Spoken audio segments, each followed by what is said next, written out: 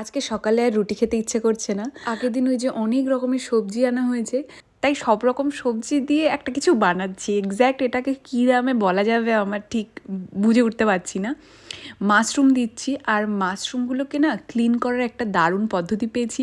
আটা দিয়ে পরিষ্কার করলে নাকি খুব সুন্দর পরিষ্কার হয়ে যায়। যাই হোক, আজকে যেটা বানাচ্ছি জানি না খাওয়ার যোগ্য হবে কিনা। আসলে আমি ইউটিউবে দেখেছিলাম ব্রোকলি আর মাশরুমকে ওই সয়া সস আরও অনেক রকমের কিছু দিয়ে টস করতে, ওই রকমই করার চেষ্টা করছি। তবে এখানে আমি যে ভুলটা করেছি, পেঁয়াজ আর ক্যাপসিকামটাকে প্রথমে দিতে হতো, তারপরে একটু কর্নফ্লাওয়ার গোলা জল দিয়ে দিলাম, একটু মাখো মাখো টাইপের হলো। এবার বলো তুমি খেয়ে কেমন হয়েছে। আমাদের দুজনেরই মোটামুটি লেগেছে, মানে আর একটু ভালো হতে পারতো। এদিকে এটা বসানো হলো আজকে।